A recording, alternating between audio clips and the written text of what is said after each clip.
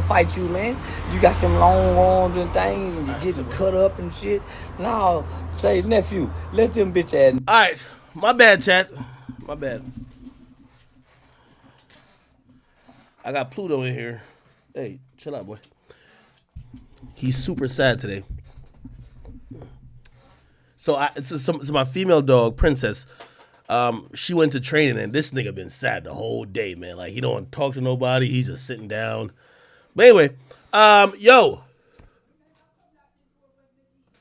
Yeah, okay, cool. All right. Somebody said, Charleston White, sellout White. What was he talking about? Nigga.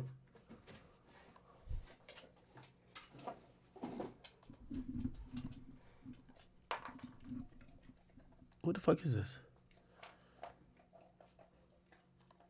Draco, leave them young boys alone. All right. Anyway, all right, so real quick, NBA Youngboy sales are in, the projections at least, and actually I think this is a really good number for him, which it kind of shows that when he capitalizes off beef, it works for him, right? So his album Richest Op is on pace to sell 58,000 copies first week. He announced this project like 3 or 4 days, or maybe like a week before, whenever it was. And essentially he's gonna do almost the same numbers that he did with his last project that he did mad promo for. He did a Billboard interview. He was shooting all type of videos, talking about stuff. Like, he was doing all this stuff to promote that last album, and he sold like 62,000 copies. This album is pretty much predicated off of the competition, beef, and excitement around him dissing Durk, or him challenging Durk, whatever you want to call it. And it's about to do the same numbers. It just kind of shows that, beef does sell, right? Like, this is the biggest proof that beef sells for these artists. And if you don't believe it, I don't know what else could be a bigger proof. Do I think these numbers are good? I think it's good for this particular tape. I thought it was going to be around in the 40,000 something range, but him selling near 60, which that's what he did on his last album, I think that's a huge goddamn W. Some people says should have did at least 100K. No, like, again, I don't think I'm telling y'all this now. Youngboy is not. By the way, here's another thing too. His album Don't Try This at Home had like 30 tracks on it, I think. Let me see. NBA Youngboy, Don't Try This at Home track list. I think it got like about, let me see. How many? That had 33 tracks, right? And that sold 62,000 copies. This one has 17 tracks, so half the amount of tracks, and is selling damn near more. So basically, each track on this album is getting streamed more than each track on its actual album. So again, as people sometimes, kind of get caught up in this Durk versus Youngboy shit, let's be very honest and be very frank about it. Do they not like each other? Yes. But do they kind of leverage the fact that they are beefing to sell records? Yes. Like, this is nothing where both of them don't understand that people who don't like Youngboy because they like Durk will be intrigued anytime Youngboy disses Durk. That's just how it goes. So again, I think they're kind of in an ecosystem where dissing each other or baiting like you're about to diss each other. That's why I think Lil Durk is baiting like. Here's the first bait I think Durk did to Youngboy that made Youngboy want to drop. Durk said on his Instagram, I'm about to drop a song that's going to fuck up the streets or some shit. And I think people thought it was going to be another Aha. It's going to be another diss song. They thought maybe he was going to diss Youngboy. That's what y'all was also asking me, blah, blah, blah. And I kept telling y'all, I said, bro, no. Durk recently only been dissing like few niggas in his hood, right? Then obviously I said that the beef was squashed, which wasn't. But then after that, I think Youngboy played his cards. And by the way, I'm going to be honest with you, this is going to be a big W for both of them, because I think without this beef or without Youngboy positioning this album like how it is, I think this album only does like 30K, right? And there's nothing wrong with it because he drops a lot, but I don't think it's doing 58. So I think he gets a W for it, and Dirk's gonna get a W. You know why? Dirk dropped his single, and his single is #1 on every charts. Like, Dirk even kind of posted celebrating the YouTube numbers, even though he said he don't only drop on YouTube. So maybe that's a little light jab at Youngboy.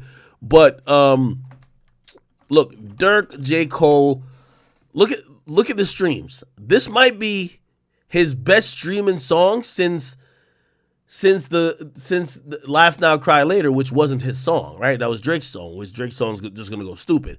In a day, look at the numbers. It's trending #1 for music, 4 million. By the way, you could tell it's careful and it was planned. I heard some people trying to ask, like, yo, why haven't playlists showed like Youngboy as much love yet? Within the next day or so, they're gonna add those songs. Like, Youngboy literally dropped this album and turned it in very late.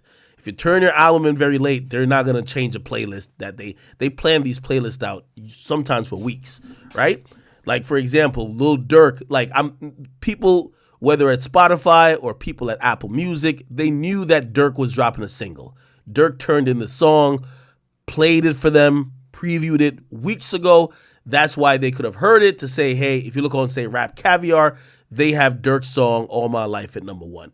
So he did 4 million views, and I think he baited out the beef with him and Youngboy to get an additional push, because him and J. Cole already is going to be a big song.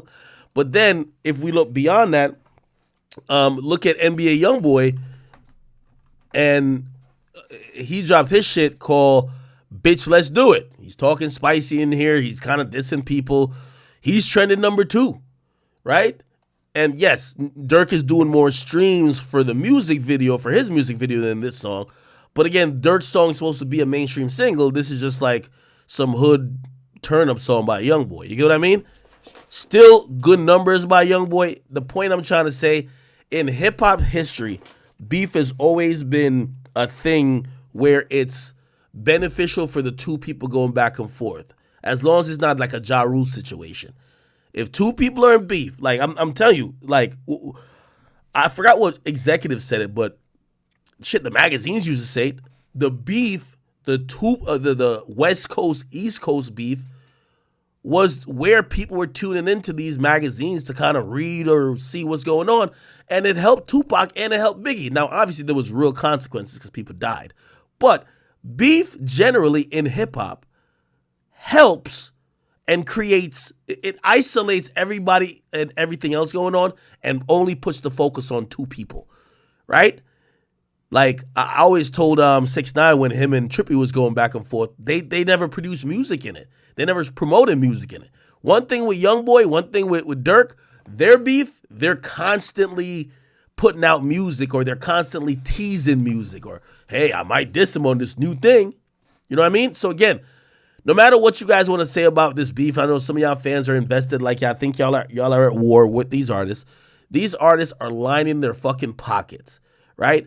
This is what I think. I think Capitol Records was probably a little bit disappointed in that Don't Try This at Home album, right? But if you sign a Youngboy, you do know the benefit of signing a Youngboy is that he's going to drop multiple projects really quick. He's also going to do big numbers without much promo. So you got to trust him. Like, he's going to make up for that Don't Try This at Home. This would be, if you ask me, making up for that. In the span of 2 months or so, he's dropped 2 projects. Combined total is going to be like 120,000 first week. They're both going to end up probably go gold. You know what I mean? Shit.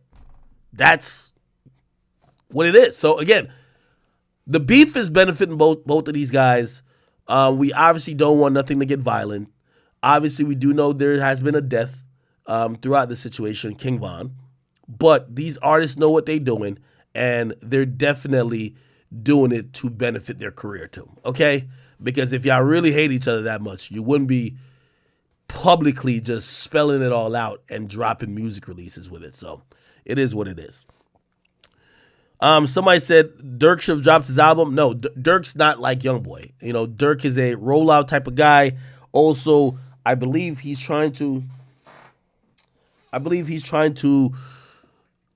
get to a next level with this album. It's called Almost Healed. He led with a song with J. Cole that's very socially conscious. I think he's trying to do a Grammy play. If you don't remember, I Am Greater Than I Was by 21 Savage. He did a lot of things different that showed maturation. I believe that album got it got nominated for a lot of awards, and then obviously the song won Best Rap Song, which was what's the name of that song with him and J. Cole? A Lot. I gotta make sure my boy don't bite this cord again. So yeah, I think that's why Durk has to do a rollout, right? I think he could just drop a tape, but no, this isn't a tape thing. I think he's going for the Grammys. I think he's going for possibly a crossover type of situation. Now, I'm gonna be honest with you. I do think that there's a growing conversation that's saying, Durk, what about your solo songs? When are you going to get like a big hit with that? Even though low-key I could say What Happened to Virgil was his song, and even this is his song, but they're going to be like, no, there's somebody else on the song helping. When are you just going to have a solo hit like when Drake had God's Plan? I'm pretty sure if you ask me, and again, this is just me guessing, I think he's going to have a bunch of solo street records, but I think the majority of his targeted Billboard records are going to have features, which I don't think there's a problem with it as long as you have a healthy balance of the other shit. You get what I mean? Now, if nobody listen, like you can't French Montana him in the sense like, oh, we don't listen to you at all unless there's a feature, because most of Durk's music, if you ask me, that gets played from core fans or fans that kind of contribute to the mainstream but like could move the needle. I'm going to say it's those songs like Hellcats and Trackhogs. I'm going to say it's songs like The Voice. I'm going to say it's songs that are usually him in the lead. I'm going to be honest. What do y'all think about the song? I think the song is dope. Man. So I know some of y'all was thinking I was going to recap this whole thing and be like, oh, yo, well, NBA Youngboy's losing and he's winning or whatever the situation.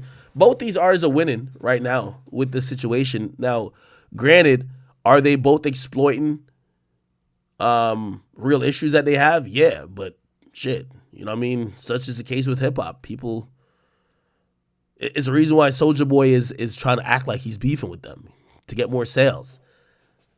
It happens.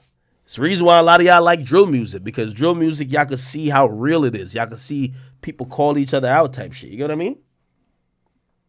So, yeah. Somebody said, Ak, you forgot that Durk, what? Durk released a song for Fast and Furious soundtrack. Oh, did he? That's dope. I'm telling you, these artists are winning, man. I ain't gonna lie to you. And you know they winning. Remember I was telling y'all last stream? I didn't know he was gonna say the name. But if you go to he might have deleted it now, but I got it on my page. Like, Durk had sent me the screenshot before. He was just like, that's when I was saying I talked to him real quick, and